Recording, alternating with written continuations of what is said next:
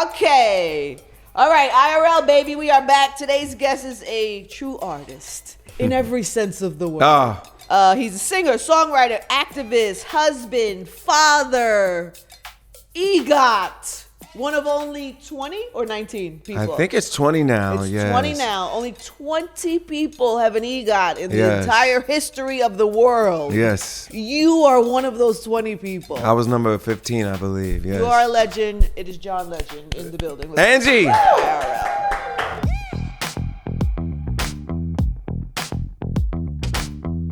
Angie Martinez, also a legend. Oh, well, thank you. I lived in New York for such a long time, so I feel like you're just part of my life. Oh, thanks, man. Part of my life, and I always love hearing your voice. It's funny to see that you're like celebrating this 20-year anniversary thing now, because I also have memories of you coming in young. I remember one moment you had just started dating Chrissy, and I said, "Oh, I hear you're dating a model now," and you said, "Well, she's more than a model." And I was like, okay, sorry, you're right.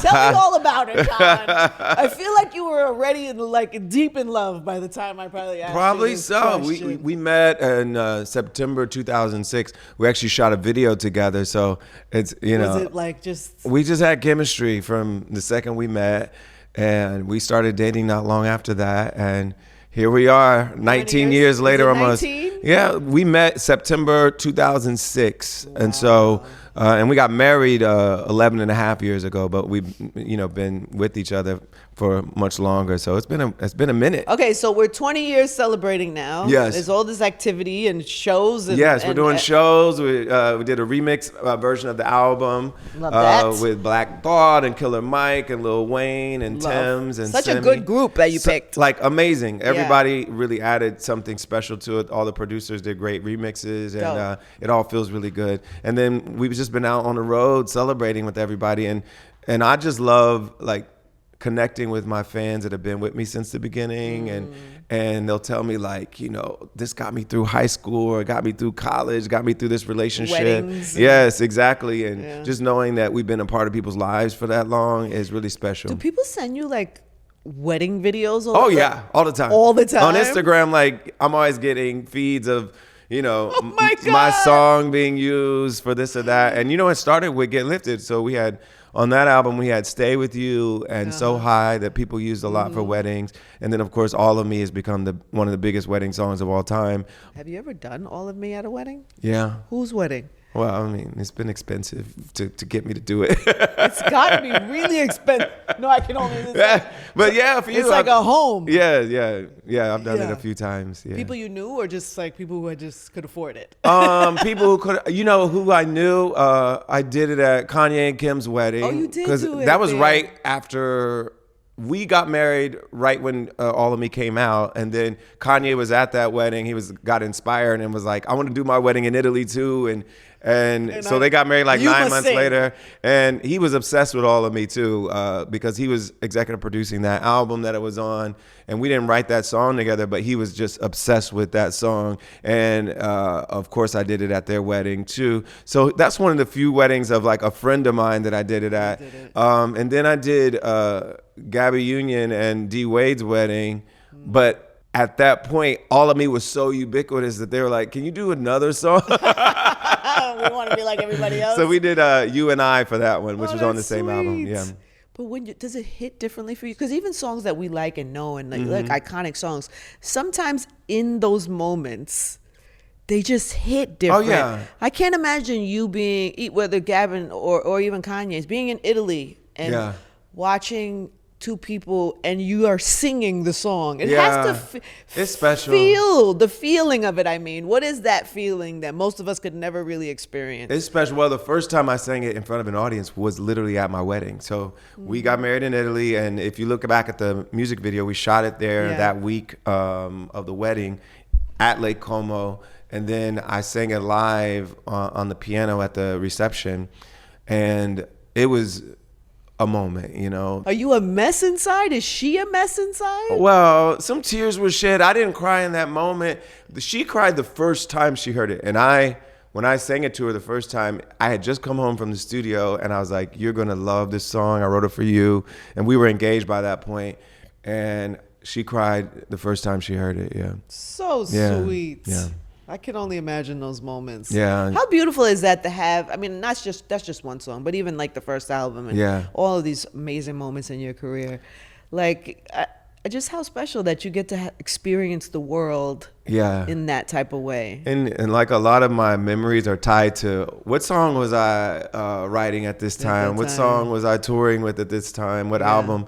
And so these albums, they mark like moments in your life, and so much of it has been beautiful and celebrating love and like connection. And so when I go through the songs and think about where I was in my life at that time, it just brings back all these memories. What are the hardest, because you talk about writing truth a lot. Yeah. What is like the hardest truth you've had to put in a song? Well, I've written about my family, and I've talked about my family too, and some of the ups and downs that we face. And actually, Ordinary People wasn't based on my own relationship. It was based on my parents and the up and down situation that they were in, because they had gotten divorced when we were kids, when I was like 10, 11 years old. Then they got remarried when I was graduating from college. Then they got re-divorced when Get Lifted was being written. So I was literally writing Ordinary People about the ups and downs of my parents' relationship. Wow. And we went through a lot as a family, just dealing with them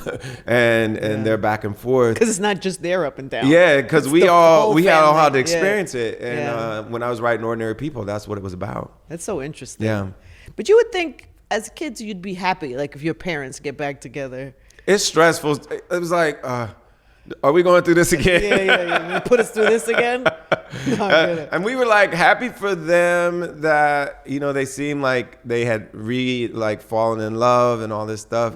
But we also remembered how stressful it was for everybody before. And we were like, please don't let it be stressful again. And turns out it was. It was stressful again. And now they're both remarried. I have stepfather and stepmother, and they're both lovely. And I feel like they've both found the person that they're going to, truly, grow old with. And so I'm happy that both of them found that. What does that do to so when you grow up with that type of up and down, what does that do to you as a husband? Like, how does that show up? It can go either way, because I've seen it in my siblings where I feel like it can make you hesitant to want to be in love with somebody and make that commitment. It can erode your trust.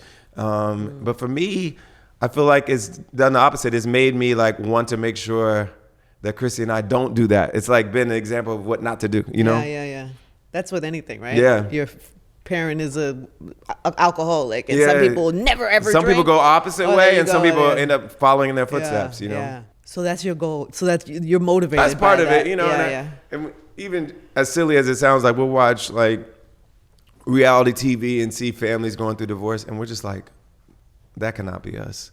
I love that that you're so clear and purposeful. We are staying together. That's when we watch that shit, we're just like, nah. Not us. People hear that though, and then they assume it's just easy, right? People say relationships. It's not easy, but I feel like it doesn't have to be as hard as we make it too. And I give think, us the trick for that then, because for most people it's really hard. I think one, you have to be fortunate enough to fall in love and marry someone that you really are supposed to be with. Choose well. Yeah, so choose well. And I feel like we really chose well. We have great chemistry, and it's not just physical. It started out as physical, but we really just vibe really well together. We respect each other, love each other, support each other, have each other's back, and we like hanging out with each other.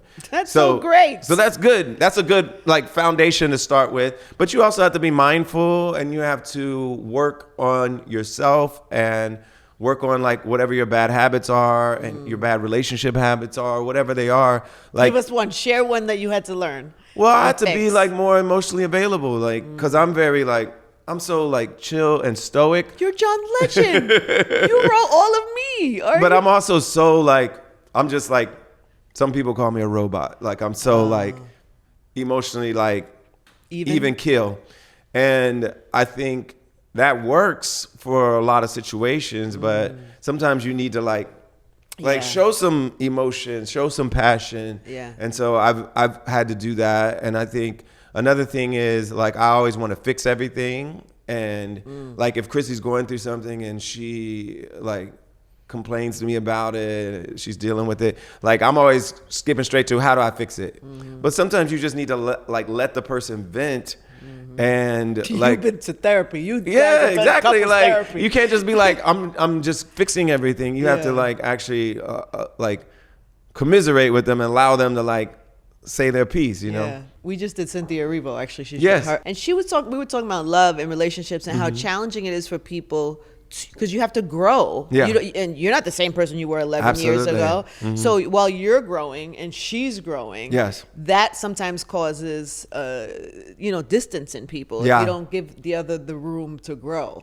And I always find that part fascinating. And you have to, because you want to hold on. Because you love somebody, but then also you kind of let people be who they are. You have to let people evolve, and they're gonna like try new things. They're going to like, we're both creative people, and like you want to like encourage each other's creativity and exploration and entrepreneurship, all of it. Like you just want to be supportive of all of it. I feel like some couples, there's jealousy of other people's success. Like they feel like quietly they're competing with each other. And I've just never been like that. Like I want her to win at everything. And I'm not like keeping score of who's doing better at this or that. Like I just truly want her to win all the time. I think also too, sometimes there's like a possessiveness, like you represent me and I represent you. So if I don't like if you dye your hair blue and I think it's hideous, it makes me look bad. I think some of that goes on. You got to let people be their own person. You got to let people rock. Right? I saw this somewhere where you were talking about how your dad taught you how to be emotionally. Well, he was such, he's always been so romantic. Like, oh, that's where you got that from? Yeah, he's like truly like, he was like the open the door, go out on a nice date. And for him, it was like Red Lobster, literally. Cheese biscuits never disappoint. But for us, that was like a big deal. But like, he was just always such a gentleman. And I really think we all, like he raised 3 boys and a girl, and all the boys just learned like, this is how you treat a woman. And so I'm grateful for him for that, but also grateful for him for just showing us how to be a great dad too. Like he was so energetic and full of like, he would just like do like treasure hunts around the house and like little games and like fun things. He was like truly present, and also like he enjoyed being a dad. Like he took a lot of pride in like being like a fun, cool dad that we enjoyed hanging out with. So sweet. And so I feel like I was influenced by him for that too. I love that. Because there's a lot of talk about like men and boys, especially fathers teaching sons, but just emotional intelligence. How to communicate emotions, feel emotions in a healthy way, all those things. I'd wonder what you tell your kids. Well, they have no problem communicating their emotions right now. Big feelings. You got a house full of feelings? A house full of feelings. My oldest is 9, Luna, and then Miles is 7, and then we've got 2 that are 2 years old, Esty and Ren, and it's all feelings. The boy, especially, and the boy. Oh yeah, feelings, and he's comfortable expressing feelings. Yeah, and when he's mad, you'll know he's mad. But he's also like so joyful and like loving too. Does that just happen because or is that something? I think it's hormones. I think it's we're seeing it because he has a bunch of male friends at school, and they're all like so energetic, and they'll tackle each other and hug each other. It's like it's all just big. They're all growling all over like the place. the same dude will hug him and tackle him within 5 minutes, and so I think it's just that time in their lives where they're just full of like energy and emotion and exuberance, and you just want it to channel in the right way, but you also got to let them just be a kid.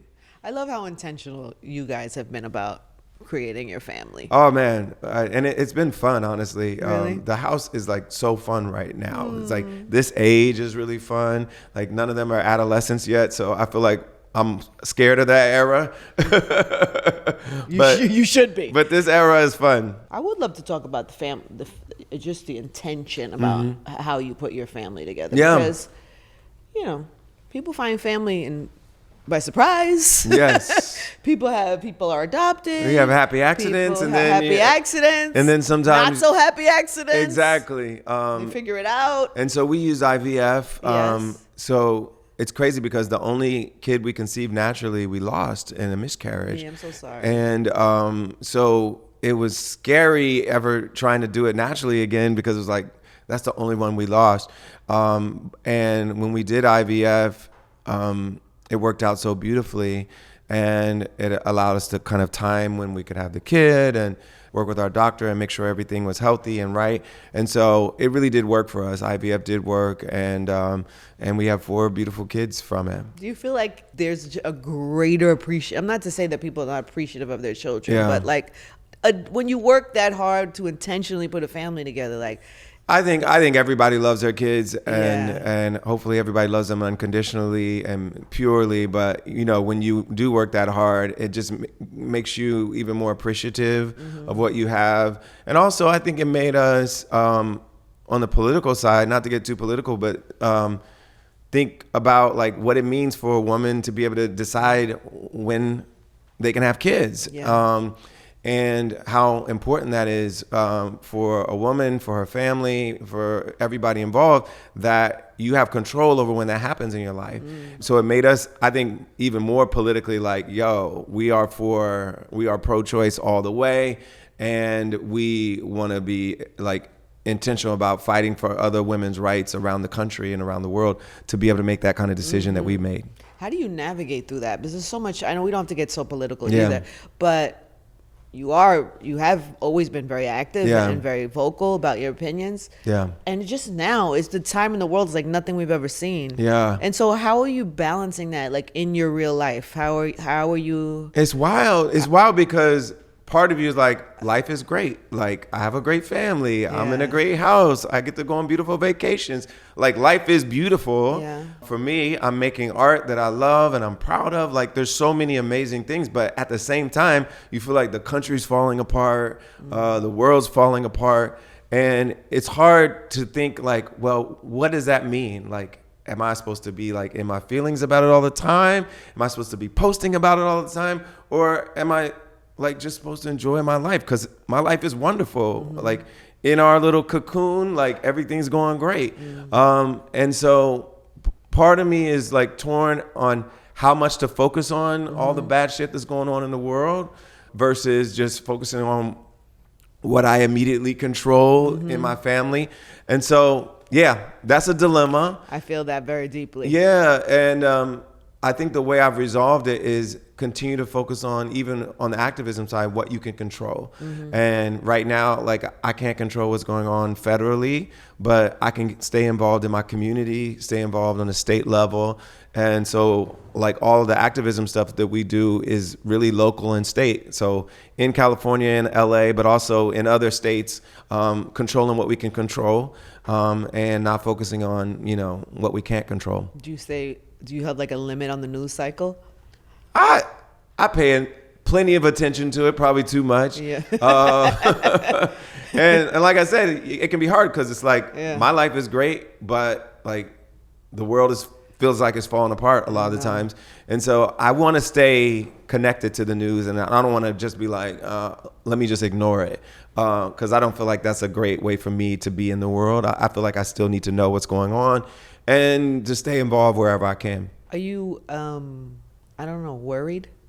Do you have fear? And I'm worried. I'm worried when the government can just kidnap people and send them to another country without any due process. Like, that should make all of us worried. Yeah. It doesn't feel like it would happen to me, but it feels like it could happen to somebody in my community. Like, I live in Los Angeles, and we have a lot of people who come from Mexico, from Ecuador, from El Salvador, from Guatemala. There's so many people that they look, a certain way if you're profiling.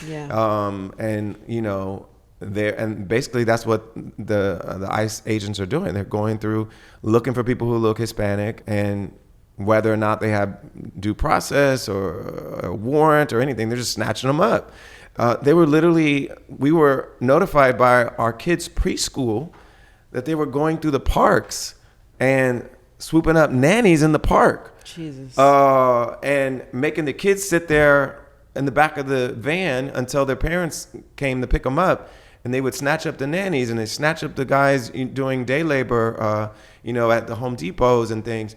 And like, that is traumatic for a whole community to go through that. And it could happen to people that we're friends with, people that we know. And that's why I was saying before the election, I'm like, yo, like, beware. Like, this is what they're promising to do. And like they're telling you, big surprise here. Yeah, they're telling you this sure. is what they're promising to do, and so vote accordingly. And I feel like a lot of people just didn't believe that. They thought it happened to somebody else, but it's happening to a lot more people than somebody else. Here we are. Yeah. I ask you that because I'm like, my mother's like, watch it. She could just watch it from the morning to the night. I'm like, this is. I can't overdose on it, but not I definitely. It's not healthy. Yeah. And yes, we want to be active and we want to be aware. Not just aware, but we want to use our, like you said, our resources, our platforms. But also, there's like a balance of like keeping yourself sane. Mm-hmm. Do you have a thing that you do? Like, what is your saying when you feel overwhelmed? Like, how do you find your Saturday? Do you have any rituals? Do you meditate? What do you do? I do meditate, but I gotta say I'm probably the most naturally like Zen? even kill person that what is that? Explain that. How do you do it? How does it happen? My dad is like that too, so it's just your demeanor. I feel like I inherited it from my dad in a lot of ways, but I'm just very chill. Like what you see, like I've got monk vibes. I really do. And it's natural. I think it probably, like Chrissy's just amazed by it sometimes because she's very more dynamic. She's not monk vibes. Exactly. She's more dynamic and emotional and more spontaneous. Yeah. And I'm just like, that's why you work. I'm super zen. Yeah. We complement each other well. I always, because by the way, I'm like fascinated with monks and Buddhism and things like, because I always am, I think what a beautiful way to live life without too many highs, too many lows, like keeping this nice. But then I think are you not fully experiencing the highs? Exactly. You need some highs. I'm going to say, if you're staying right here, are you experiencing the highs? I think you got to, like I was saying before, you take time to celebrate wins. You've got to like enjoy your life. And I think when I was starting out, I was so focused on, I got to make money. I got to do this. I got to do that. That like you forget like, well, why am I trying to make money? Like, what am I doing this for? And I feel like at this phase of my life, I'm more focused on let's actually enjoy the moments in life. Yes. And so I feel like I've grown to focus more on like truly enjoying these moments with my family, with my loved ones, with my friends, and actually just having a good time. Because like, what is all this work and success for if you can't enjoy it? Yeah. You must have chosen well. I know you've chosen a good wife, not a perfect, nobody's perfect, a good wife for you. Yeah. You probably have chosen good friends. Yeah. What do you tell people about that? Like, what will you teach your kids about how to choose the people in your life, whether it be friends or relationships or? Well, I've been lucky that a lot of my friends are from before I was famous and people I worked with, people I went to school with. Like, I didn't get a record deal till I was 25. So I had kind of lived some of my young adult life, and a lot of my closest friends are people that I knew from prior to the fame. And I think that's helpful to keep me grounded. And my prior life, I was like Ivy League student. I was a management consultant. So my friends are like people that work in finance and are professors. Smarty pants. And so it's like an interesting group of friends to have because like it intellectually challenges me, and like our group chats are like interesting. We like talk about interesting things about what's going on in the world and all the political stuff that interests us. And who's your smartest friend? Smartest friend? Well, I have a few like. And what have you learned from them recently? Some of them, like one of my friends is a professor and she's amazing. I went to college with her. One of my friends is a very successful like investor. And so I learned from all of them. Like I learned about the money side of the world. I learned about kind of more of the activism and intellectual side of the world. It's good. And I think they challenge me in some ways that makes my art better. Yeah. Really? Yeah, I really believe that. Your art is not just emotion. It's. I feel like like my friend that's a professor, she also writes for the New York Times. So I feel like having a friend like that makes me like sharper artistically. Yeah. They say that, right? Yeah. Steel, stop, sharpen steel. I have some in real life questions. All right. We want to know how to go through this life, John. Yes. John, and you've done pretty well for yourself. All right. This is our in real life bowl. In real life bowl. In real life. My eyes. Here we go. Pick one. Pick a good one. Pick a good one. If not, I have others. Just questions, quick questions. Yeah, just quick questions. Okay, here we go. Things about life. If you were the leader of the world, what's the first thing you would do? I feel like we could solve poverty if we make the right investments. Really? Yeah. Like in our lifetime. Yeah, we make choices that make it so we don't solve poverty. When if we made the other choices, we could actually do it. What is the choice? Like, even in the U.S., like a very simple policy decision Biden made that expired was the earned income credit for child tax credit, basically. So everybody with a child got a little extra money. It took like millions of people out of poverty. Just that simple decision. And it got rolled back when it expired. But like, that's a choice. It's a policy choice. And it could take millions of people out of poverty if we did it. You'd bring it back. Bring it back. What's one part of parenting that no one warned you about? I feel like I got a lot of warnings about a lot of things. I'm trying to think what no one warned me about. I just had this conversation. I was a guest on Michelle Obama's podcast. Oh. And we talked about, like, no one told me that I would be worried about somebody for the rest of my life. Oh. It's not a small thing. Yeah. Like, inserting that level of concern into your life every day for the rest of your life is not a small shift. Yeah. That's real. I mean, joy, you insert joy and love and all those other things too. But that part, nobody's ever warned me about. Well, one of the interesting things now is there's all this research, and I think I just saw Mrs. Obama talking about it on her Instagram today. She was talking about with the author of The Anxious Generation about social media and the impact that it has on our kids, especially girls. And I feel like our parents just had no idea like what this generation is dealing with that. And now we've got social media plus AI, and like I feel like it's all uncharted territory for like how kids are supposed to be in the world, and what impact it's going to have on the kinds of jobs that we should even encourage them to like study for, and like how they're going to write papers and read books, and what kind of jobs are going to be out there in the world for them. And then the social media side, just the level of insecurity and anxiety that it encourages, and all of it. And I feel like our parents had no idea how to prepare us because it just didn't exist when they were. Do we have an idea? Do we? Exactly. Do we? And this author, his name is prepare? Jonathan Haidt, and he, we went to one of his talks in L.A. Oh, what'd you learn? Oh, it was like we were at a good time in our lives because our kids don't have phones yet, and they're not on social media yet, and so we got it in time to like listen and like be like, yo, we're not letting them have a smartphone till a certain age. And what age? I think it's like we said 9th grade or something like that. I forget, but we made a pact with other parents at the school and said, let's band together, because if one of us lets our kid have a phone this early, then all the other kids are gonna be like, well, she got one or he got one. Yeah.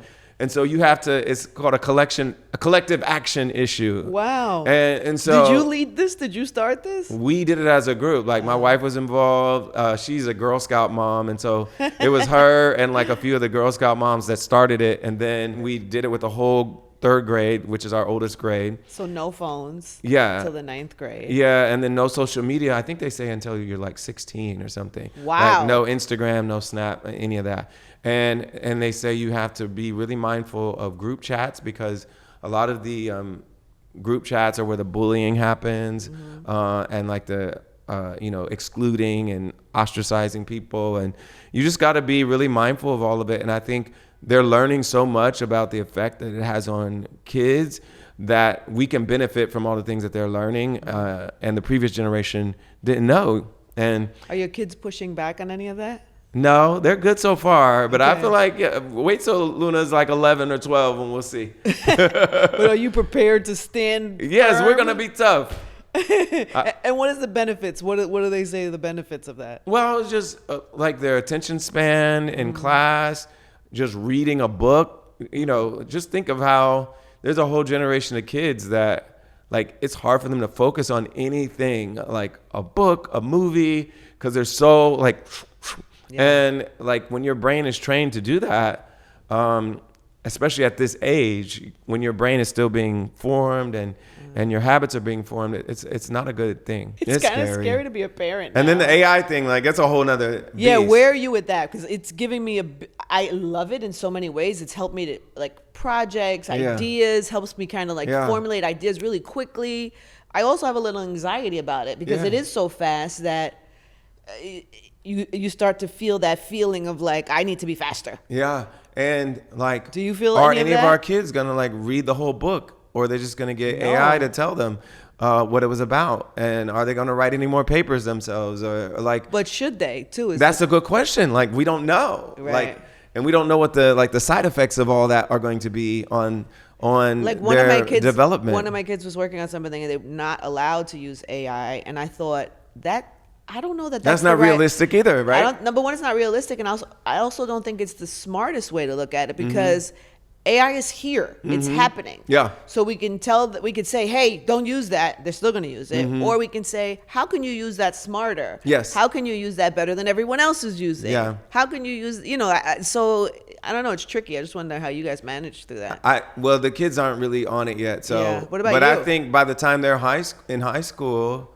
Like it'll be so robust and it'll be so there that I think that's what teachers are going to end up doing is saying, well, how do you use this properly in a way that actually stimulates you learning, that you can put your own creative spin on anything and still be like a creative person, but get kind of the extra support from AI. John Legend, could you go into AI right now and ask it to write a John Legend song? I think, there are apps that do that. Yeah, you want to try? We should totally try it. Somebody grab. Well, who's the right app to do it? Because I haven't used an app. Does that scare you at all? Does that frighten you? I sat down with one of the companies early on when they were like kind of doing the voice beta testing. And I was like, I don't have anything to worry about yet. Yeah, I know. They did it for me too. They were trying to read commercials in my voice. It's not the same thing. Yeah. So for now, I feel like we're safe as songwriters. But I do feel like even as a songwriter, it can give you a bunch of ideas. And then a lot of them are crap. But like, what should the song be? What should the hook? Can you write? Let's decide. What do we want to write about? John, how do you normally... I usually start with the music and then build off of that. But this time, let's write a John Legend love song. A hook or a whole song? Let's do a chorus. Chorus? If it'll know what that means. Professing undying love to his wife.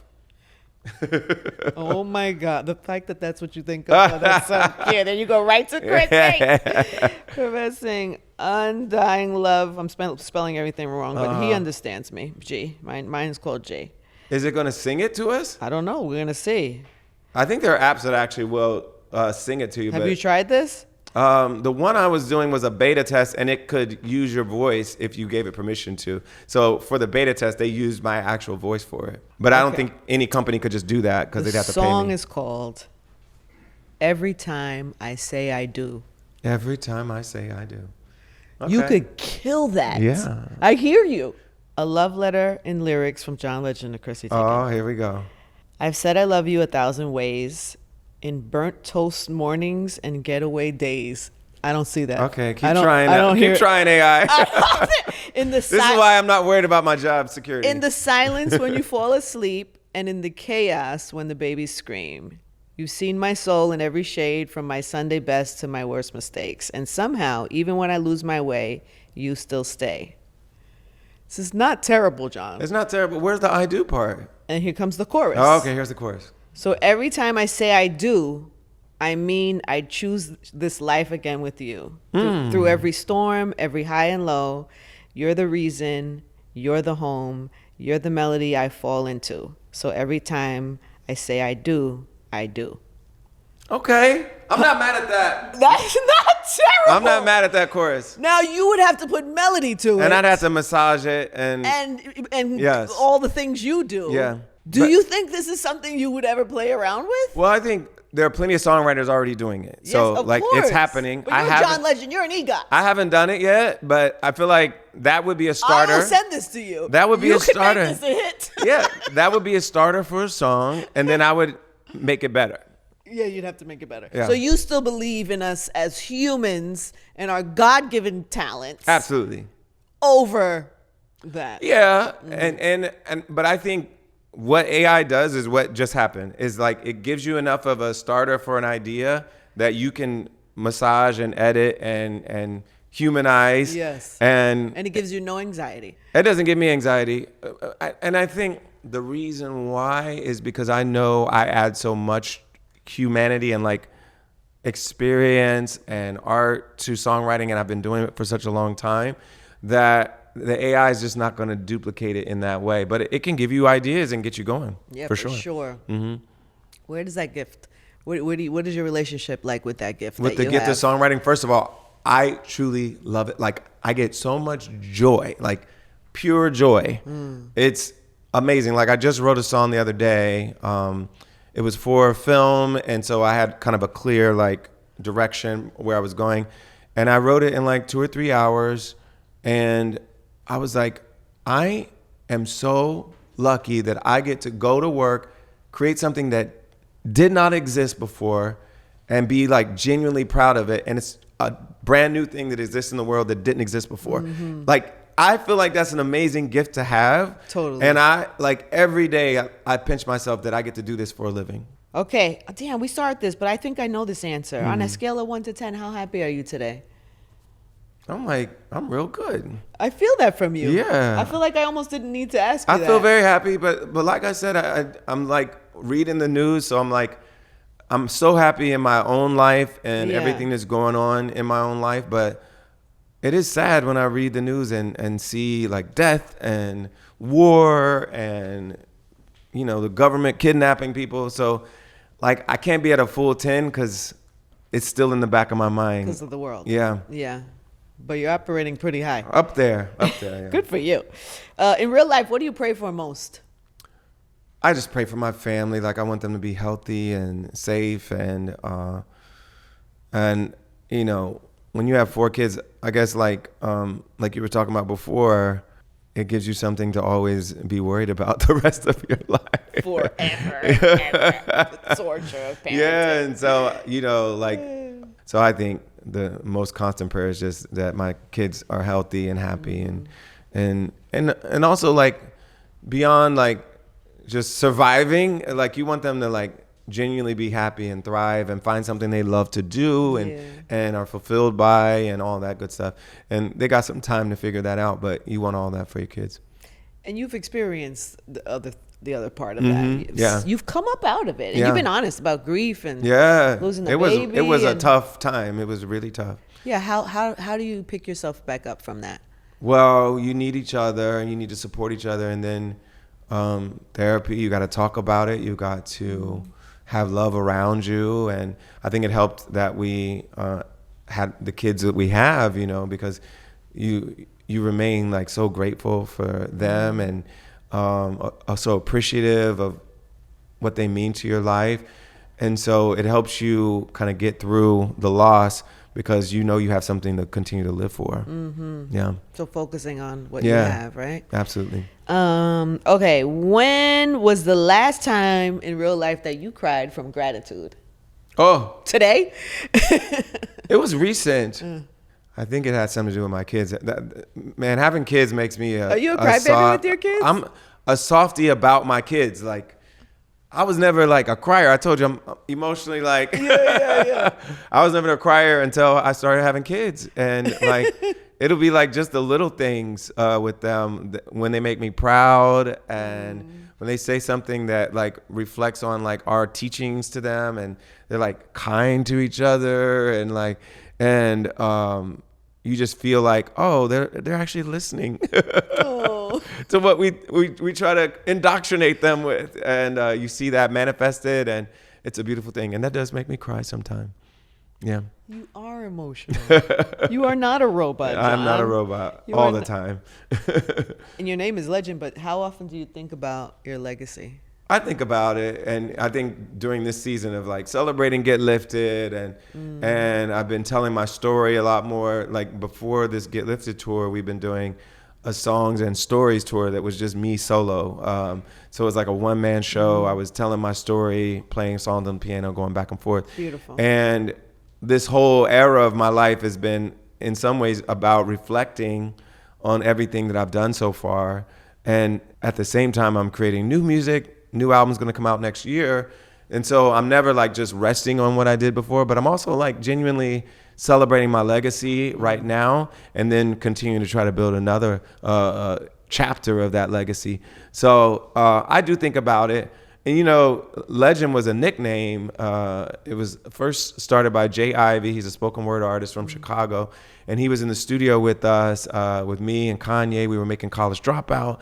And he started calling me the Legend. And, you know, at this time in my life, I'm not signed yet. I'm not a legend by any stretch of the imagination. And I'm like, how are you going to call yourself Legend when you don't even have a record deal? But it gave me something to like aspire to live up to. And so it made me even more so think, well, I need to make a legacy that's worthy of me deciding to go ahead and call myself this as a stage name. Like, if you're going to call yourself John Legend, you better come correct. And so I've been trying to build a legacy that's worthy of it. What do you hope people, though, like take away from your life? Like, if you have to think about like what people learn from you. Well, I want people to feel the love and the light in the music. I want them to connect with it and make it part of their lives. And we've seen that happen, you know, already. Like, I want to make the world more beautiful. Like, isn't that my job as an artist? It is. Let's make the world more beautiful. And I'm just going to keep trying to do that. Oh, I love that. Yeah. Well done, sir. John Thank Legend, you. everybody, in real life. Thank you.